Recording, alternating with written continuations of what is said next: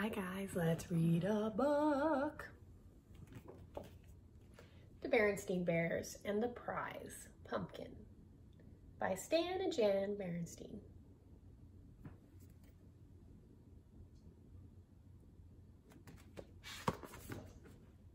The Berenstain Bears and the Prize Pumpkin.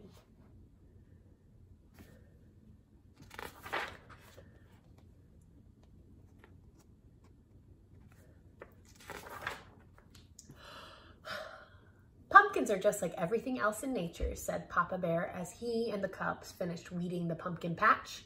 No two of them are exactly alike. That's for sure, agreed Brother Bear. Look at that funny flat one and that lumpy one over there. Then there was the giant, which is what Papa had named one that just seemed to be getting bigger and bigger. Why is it that no two things are exactly alike? Asked Sister Bear. It's just the way nature is, answered Papa. Time to wash up for supper, called Mama Bear from the treehouse steps. I love their treehouse. I want to live in a treehouse. What about Queenie McBear's twin brothers? Asked Sister. They certainly look a lot alike, said Papa. But I've noticed that Mrs. McBear can tell them apart quite easily. In you go, said Mama, shooing her family into the house. But Sister didn't go right in. She stood on the stoop for a moment and looked out over bear country. Looks like the sun is setting. It's that golden hour. Beautiful.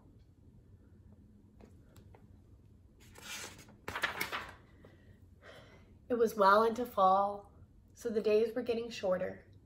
Halloween had come and gone. Pretty soon the bears would start thinking about Christmas. But right now, bear country was aglow in the setting sun. Farmer Ben's well-kept farm looked especially fine, with its baled hay, corn shocks, and pumpkins casting long shadows. I guess nature's pretty amazing, Sister said as she looked out over the beautiful scene. It's the most amazing thing there is, said Mama. Come on now, in you go.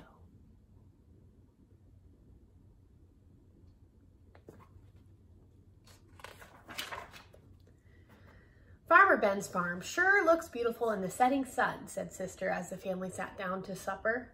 Humph, said Papa grumpily. Farmer Ben's not such a much. Not such a much, said Mama. Why, Ben is the finest farmer in bear country, and besides, he's one of your best friends. That may be so, said Papa, but earlier today he came by and said, nice little pumpkin patch you've got there, Papa. What he said is true, said Mama, especially compared to his fields and fields of pumpkins. That may be so too, grumped Papa, but I didn't like the way he said it. He sort of chuckled. My patch may be small, but the giant is big. It may be the biggest and best pumpkin in all bear country. What do you think about that? He seems worked up. I think you're being oversensitive, said Mama. Come, let's clear the table so the cubs can do their homework. Brother and Sister sighed as they spread their books out on the table. What's that all about? Asked Papa. Oh, I was just thinking, said Brother. With Halloween over and Christmas almost 2 months away, there's nothing to look forward to. That's right, added Sister. Nothing except lots of homework. Oh, is that so? Protested Mama Bear.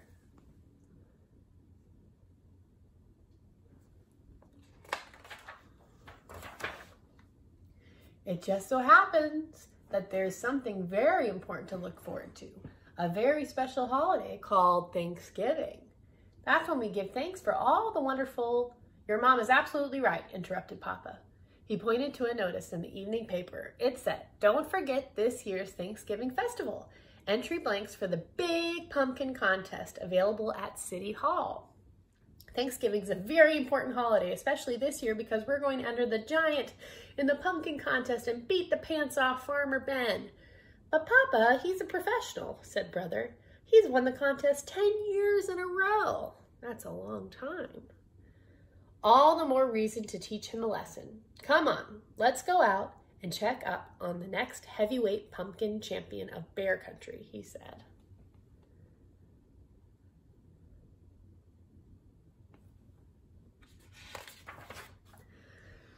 Now it was Mama's turn to sigh.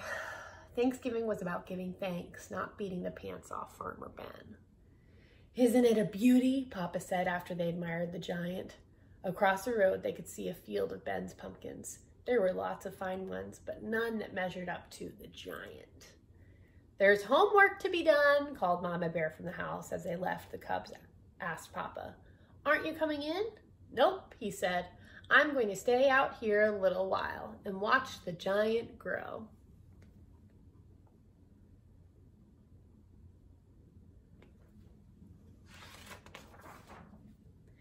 And grow it did. It grew bigger, rounder, and oranger every day. When Papa and the cubs went to City Hall to get an entry blank for the contest, they saw the place where the winning pumpkin would go on display. We can't lose, said Papa. In their mind's eye, they could see their pumpkin in the place of honor. Mama tried to remind them what Thanksgiving was really about, but every time she did, Papa would interrupt. You'll have to excuse me, my dear, he'd say. It's time to water the giant. He not only watered it on a regular schedule and gave it special plant food, he also covered it with a blanket at night and tucked it in against the cold. Papa Bear's a little obsessive, huh?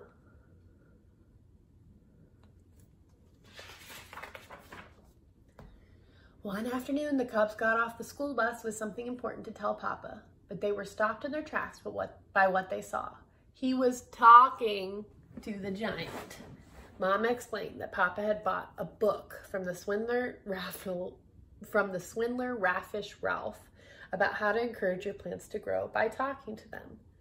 Well, said Brother, I don't suppose it can do any harm. It sure could harm his reputation, said Sister, if anybody saw him talking to a pumpkin. I actually talk to my plants. Guilty. Papa, Brother said, a cub at school told me he went on a class trip to Ben's farm and saw some pretty big pumpkins, especially one really big one that Ben calls the monster. We've got to get a look at it, said Papa.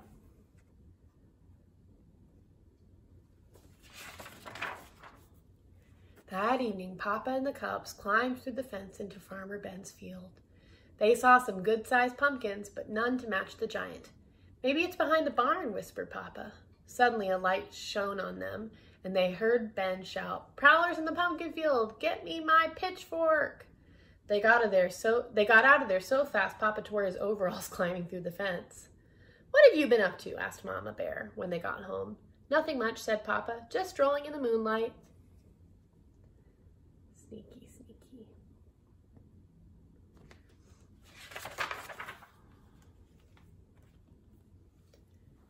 The weekend before Thanksgiving arrived, and it was time for the big festival. The Bear family got there just in time. The pumpkin judging was about to begin. There were many fine pumpkins in the contest, but Papa was sure that none could measure up to the giant until he saw the monster. It was at least as big and round and orange as his pumpkin, and maybe, just maybe, a little bigger, rounder, and oranger. Lots of pumpkins.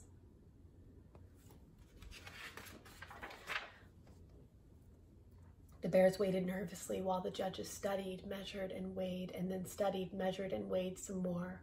Finally, they made their announcement. The first prize winner and still champion, of course that meant Farmer Ben had won. It was close. It turned out that Ben's monster was just a little bigger, rounder, and oranger than Papa's giant. But that wasn't the worst of it. The giant didn't even come in second. A beautiful pumpkin grown by Ms. McGriz won second prize. The giant came in third. Papa and the cubs were crushed, and very quiet as they pushed their third prize winner home.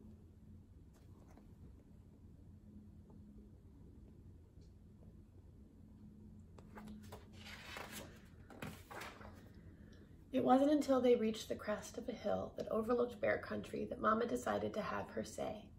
I know you're disappointed, but third prize is nothing to be ashamed of. Besides, Thanksgiving isn't about contests and prizes. It's about giving thanks, and it seems to me that we have a lot to be thankful for. Perhaps it was Mama's lecture, or maybe it was how beautiful bear country looked in the sunset's rosy glow. But whatever the reason, Papa and the cubs began to understand what Mama was talking about. That is a beautiful sunset.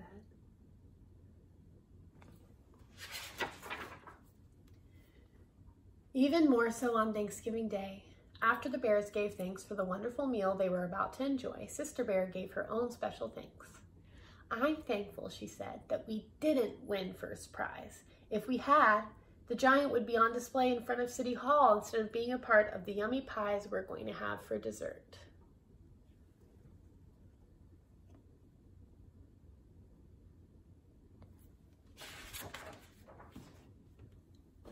As the laughter faded and the bears thought about the blessings of family, home, friends, and neighbors, they knew deep in their hearts that there was no question about it. Indeed, they did have a great deal to be thankful for. The end.